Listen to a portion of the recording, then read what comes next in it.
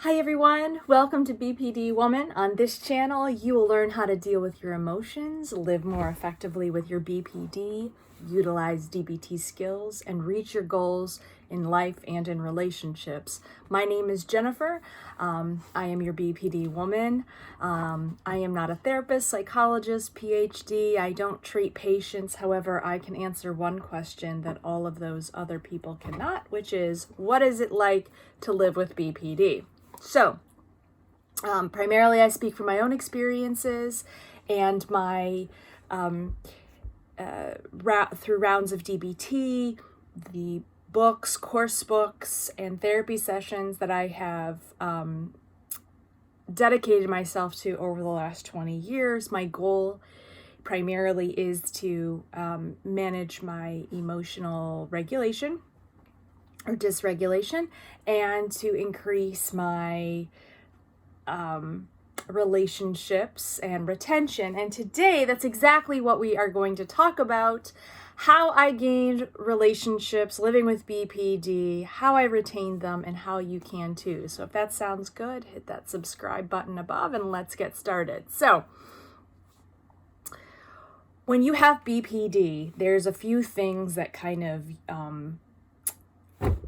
automatically are against you when you're living with this disorder. First of all, you suffer, I hate using the word, I'm sorry, you tend to deal with emotional lability, which means a influx in emotions that changes quickly and frenetically. So in the morning, you may be really happy because it's beautiful outside, and then you get to your car and there's a dent on it, and then your day sucks.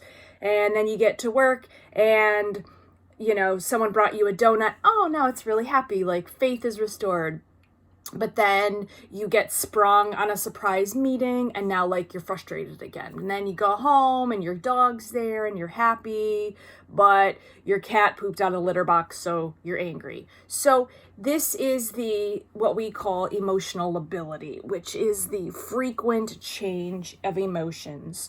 And it's a telltale sign of BPD and her borderline personality disorder, and the goal of DBT, dialectical behavior therapy, is to help reduce the frequency of those emotional fluctuations, or what clinicians call emotional lability. The other thing that you are kind of coming to the table with when you have BPD is that you have most likely not come from a strong, secure, loving family. You most likely grew up with abuse. You most likely grew up with parents who either were absent emotionally or physically or both. You live with trauma. You lived in an environment that was unsafe and insecure, which means that you didn't really have time growing up to learn what it meant to be a friend, how to gain relationships, how to socialize, all of the things that seem to come naturally to people by the time they're 13 years old seem to have escaped you. Why is that? Well, for one, when you are just trying to survive a traumatic environment, it can be hard I'm going to make a note here. It can be hard to do anything except worry and survive about, am I going to get beat tonight? Am I going to be safe? Will I have food? Is dad going to come into my bedroom tonight? Is mom going to be ODing on pills again? Think about it like living in a war zone. People who live in a war zone, right? Just take Syria, for instance. They're not really too concerned about, recycling or, ecotourism. All they're primarily concerned about is surviving. And that's what you learn to do, to survive. So the third thing that you often encounter with BPD is that you're a very sensitive person, and you take things like rejection very hard. You tend to personalize things, which is a cognitive distortion that I've talked about in another video.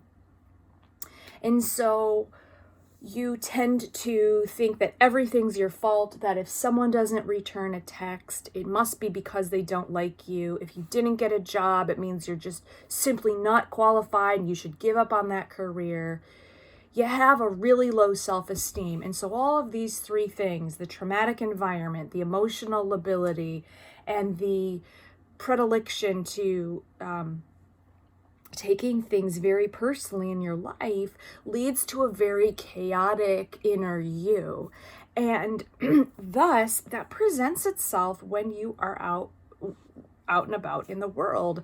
Not only does it make it hard for you to meet people or put yourself out there to feel safe, but you also, when confronted with the bumps and ups and downs or just the regular day-to-day interaction of friendships, you react with your emotional ability to certain triggers that other people may not. And so that becomes very off-putting and chaotic to other people. And your chaos inside of you is seen to other people. And that's not something that they really want to be around for very long. Think about, maybe you have a friend like this, or a brother or a sister or a parent that, you know, they, just making a note here, guys. They are, you know, gonna come over for dinner at 5 p.m., but then at 6 p.m. you don't hear from them because now they're depressed and they're going to kill themselves. What? You know, you had a really great date with someone and you think it went really well, and then 2 days later they haven't texted you. You know, you have a boss and you never know like what they're going to be like when you walk in that morning. This is all very upsetting, right? And like, you can't trust it. And like, who wants to live in that state of chaos? Well, that's often what other people experience when they are interacting with people with BPD. And even though they can see that we are very loving, empathetic, that we're highly intelligent, creative, dynamic, awesome people, you know, the flip side of all of that, like, pain is like extroverted. We're loving, we're very giving. We show up at the stream cleanups, you know, we care about other people very deeply. I mean, over the years, I once had a boyfriend tell me, as he was breaking up with me, by the way, he said, "No one has ever loved me the way that you have." And he was married for 10 years. We are deep people. We are emotional people, you know, anyway. But it's hard for other people to see that when all of this other chaos and the arguments and the you being okay and then not being okay, or wanting to live but then wanting to commit suicide, no one can deal with that for a sustained period of time, and no one should. You know, eventually it starts to cross over into a line of abuse to them. So you have all of these strikes, as it were, against you. The emotional ability, growing up in an untrusting environment, and taking things very personally. So how can you possibly make friends like that, right? You've missed out. You know, when I was growing up, I had, you know, my parents were always arguing. Not only did they not get invited on family vacations, but, you know, who wants to send their kids over to that environment? Oh, Jen's parents, you know, are arguing. I'm not sending my kid over there for a play date, and rightfully so. So I missed out a lot on those early social cues. And even if they had come over, I was terrified of what my parents would do. So then you find yourself in high school, you know, or young adulthood, and you feel awkward. You know, maybe you are with the outcasts, as it were. Like for me, I was like with the theater kids, you know. Maybe you get into the cause or the goth, or, you know, whatever that niche is. And I'm sorry, I'm just laughing because my dog has now brought 3 balls that I'm putting up here so that they don't interrupt with, yes, I love you. They don't interrupt with this video, which clearly it has, so apologize.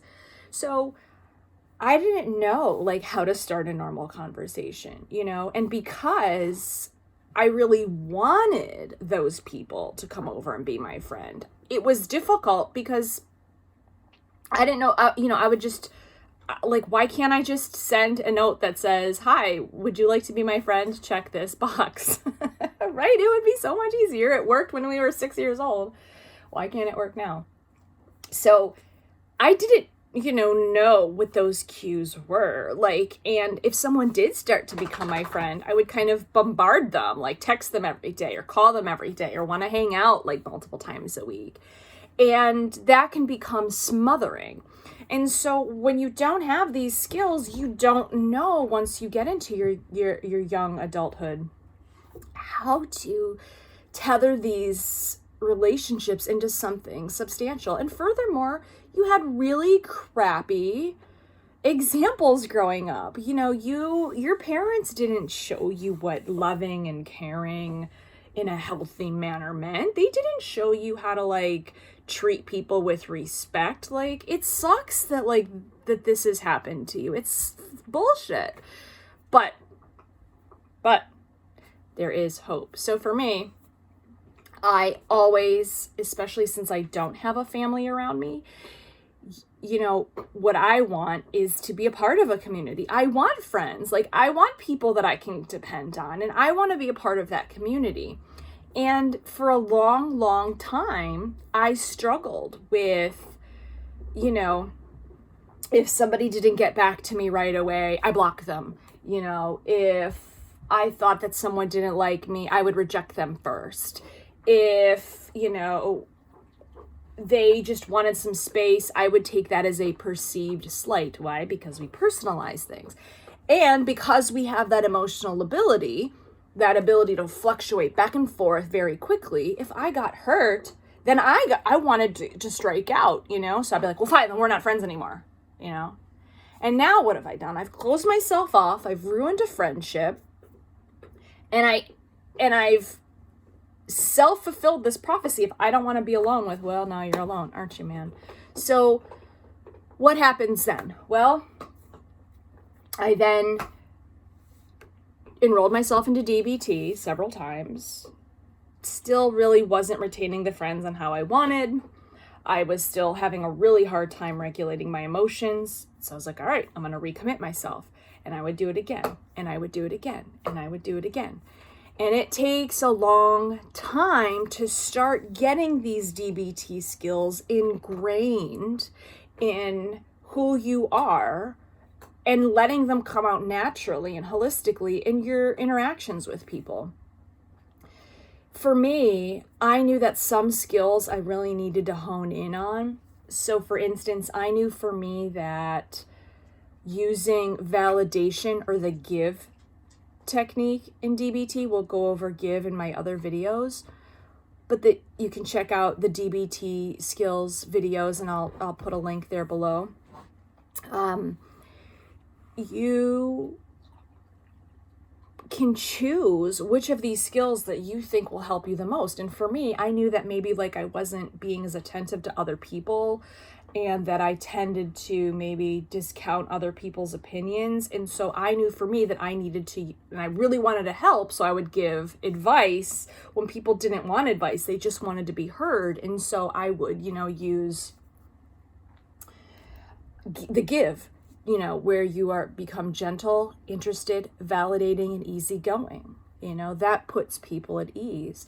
I knew that for me that I needed to use the DEARMAN technique in order to communicate what I wanted and how to resolve it, considering the other person's feelings and wants in a adult and calm manner. Those, for me, those two skills, I think, have really become the base of how I've been able to develop and retain other relationships. Now, along the way, as you develop these skills, you're going to put them in practice. And don't beat yourself up if you lose some along the way. Don't beat yourself up if you don't get these skills for years and years and years. It's okay. And don't forget, too, that you are not your BPD. You are a person living with some maladaptive behaviors. That's all a personality disorder is. That's why personality disorders can be treated in the way that they can with therapy, because all personalities really are maladaptive behaviors that have been learned, and no reason they've been learned. If you go back to your childhood and you go back to those top three things that made you who you are, susceptible to having BPD or emotional regulation disorder, it can be a uphill battle. And so the good news is that behaviors can be changed and they can be learned. You can still learn a language at 30 years old. You can still learn to play the piano when you're 40. It's just going to take longer than it would if you were 5 years old. We all know that. We all know that. So, but you are a human being. And even if you were executing all of these DBT skills perfectly, if you were doing everything that you needed to do, not everyone's going to be your friend. Not everyone is going to be worthy of being your friend. Not every relationship is going to work out. And that's not because you have BPD. That's because you're human, and that's what happens.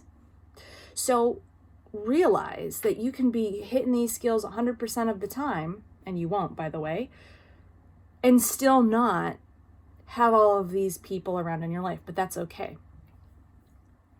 The other thing to look out for is that you want people in your life so desperately that sometimes we don't have the filter to invite the people that are really deserving of being in our lives, and so we let everyone in. And I've put another video, the top 10 things to look out for in cultivating relationships. Check that video out on how to really screen people and how to let them in your life and let it be safe. The way that I started gaining relationships was honestly by becoming very particular and slow and mindful and observing. Did I like my interaction with someone? Did I, forgive me, that's a truck backing up. Did I have a good time with that person? How does this person make me feel? And taking an inventory, right? Relationships are give and take. That's why using things like give and DEARMAN are helpful in your pursuit of retaining relationships. It can take time, but it is worth it. And I don't have 55 friends knocking on my door, but I have 2 or 3 good, reliable people. And I think that's what's most important. So thank you for tuning in. I hope that this has been helpful. Please leave your comments below. Tell me what you think. And I'll talk to you soon. Bye.